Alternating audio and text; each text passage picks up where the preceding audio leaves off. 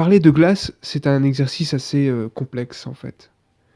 Parce que c'est un film qui était sacrément attendu, qui était la suite directe d'une œuvre qui date de 2000 quand même. Donc il y avait une attente d'au moins 18 ans à peu près. C'est énorme, il faut pas l'oublier. Donc ça donne véritablement une volonté, une certaine attente de la part des spectateurs. Et des fans de Shyamalan, évidemment, parce que Shyamalan revient dans quelque chose qui avait particulièrement marché à l'époque. Est-ce que ça peut encore marcher aujourd'hui? C'est ça la question, en fait. Est-ce que Glass est un film qui peut encore fonctionner? Et l'ayant vu ce mercredi, je peux dire que oui. Sincèrement, j'avais un peu peur parce que je me disais Split était très intéressant et apportait quelque chose de plutôt bien à la mythologie qui a été développée par Incassable. Et j'avais peur que Shyamalan s'engouffre dans quelque chose qui serait un peu limité en fait. Qui s'auto-limite parce qu'il avait... que ce soit pas aussi ambitieux que ce qui avait pu être proposé précédemment. Or, je me suis plutôt trompé en fait au final. Et je suis bien content de m'être trompé parce que le résultat est à la hauteur de ce que j'attendais. Même si je n'avais pas profondément d'attente, en fait, j'en avais pas vraiment parce que j'essaye toujours de baisser mes attentes avant d'aller voir un film. Parce qu'il ne faut pas oublier que les attentes peuvent bousiller l'appréciation d'un film et changer totalement notre regard sur un film. Donc il faut enlever cette espèce de subjectivité et aller de plus en plus dans l'appréciation. Voilà, se laisser emporter par le film, quoi. Et ça a fonctionné parce qu'au final, je me suis retrouvé en face d'un film qui essayait de combiner en fait les trois personnages. Donc le personnage de Split, le personnage de Incassable, les personnages de Incassable, puisqu'il y a Elijah et David Dune. Et bah du coup, ça fonctionne très bien. D'ailleurs, la fameuse scène à la fin de Split prend tout son sens quand on voit ce qui se passe après avec Glass. Donc ça c'est intéressant, c'est quelque chose de plutôt bien fait qui fonctionne au final. Et je dirais que le film est encore une fois très bien fait parce que Shyamalan, qu'on soit bien d'accord, n'a jamais perdu l'efficacité de sa mise en scène. Toujours cette mise en scène très proche des personnages, qu'il est encore plus dans celui-là, puisqu'il utilise très souvent la caméra à l'épaule, il suit souvent les personnages, et dans leur évolution, et d'ailleurs il introduit très vite le personnage de David Youn et le personnage de Kevin Crumb, je crois.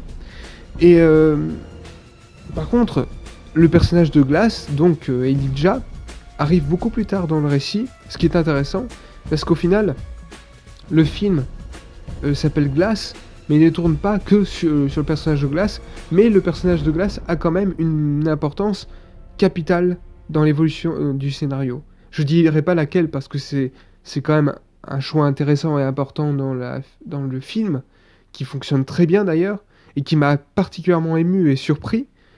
Et donc ça, c'est un twist, encore une fois, parce que on a tendance à dire que Shyamalan fait que du twist, c'est pas vrai. Hein. En fait, je crois qu'il y a 4 ou 5 films dans sa filmographie qui ont des twists, c'est pas beaucoup. Donc au final, ça c'est quelque chose qu'on lui prête qui est un peu faux, quoi. Mais véritablement, Glass est une réussite parce qu'il arrive à rendre cette espèce de confrontation assez palpitante, une confrontation qui sera à petite échelle, mais qui sera importante pour le développement des personnages. Parce que c'est vrai que le film a un petit côté qui est très anti-spectaculaire. On va éviter d'aller dans le spectaculaire un peu à la Marvel.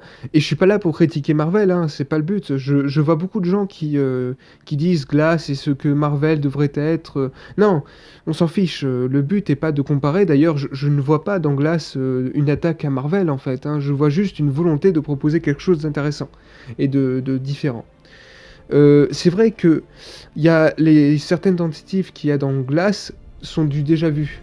Mais pour autant, il y a un traitement, il y a une manière de faire qui est personnelle et qui fonctionne très bien dans le film. Donc du coup, j'ai pas de problème avec ça, parce qu'au final, Shyamalan arrive à développer ses personnages et à donner encore plus de légitimité à son univers, qu'il avait développé avec les deux précédents. Et si on regarde bien, les trois films fonctionnent très bien ensemble en fait. Donc, le fameux incassable, Split et Glass. C'est très intéressant ce qu'il a fait avec cette saga. D'ailleurs, ce qui est bien avec ce film, c'est qu'il va vraiment clore le récit, mais proposer une ouverture. Mais c'est vraiment une fin, et d'ailleurs Shyamalan l'a dit lui-même, c'est la fin. Voilà, il y aura pas d'autres volets après, c'est la fin. Et moi je trouve ça très intéressant.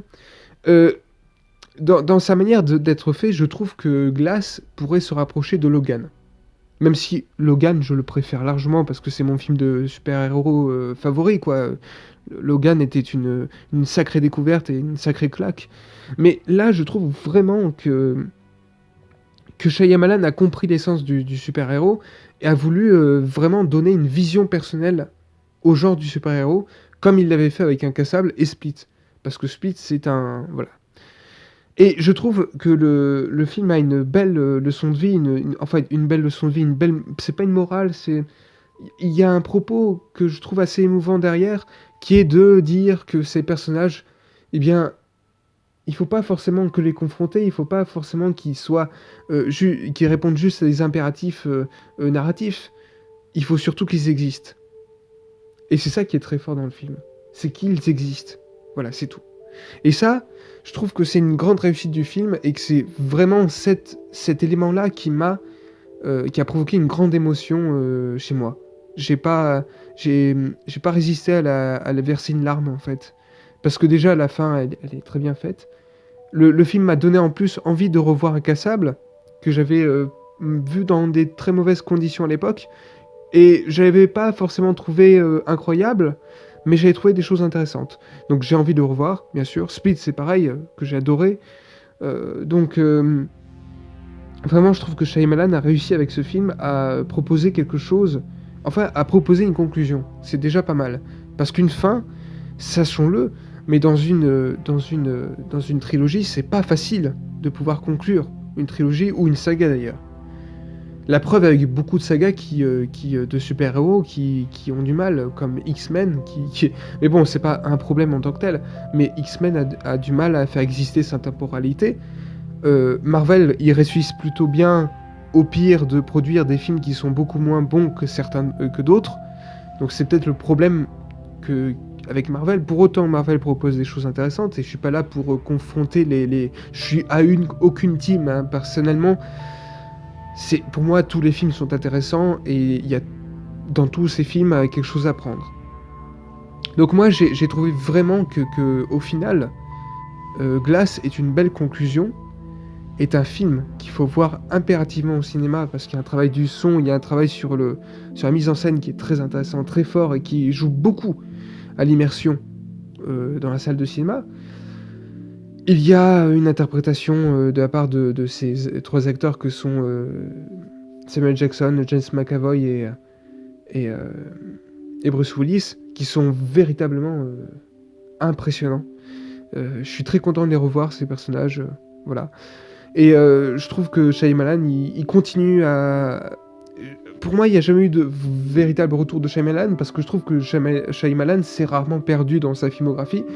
Je fais partie des rares à apprécier cette partie tant décriée de sa filmographie qui est La jeune fille de l'eau.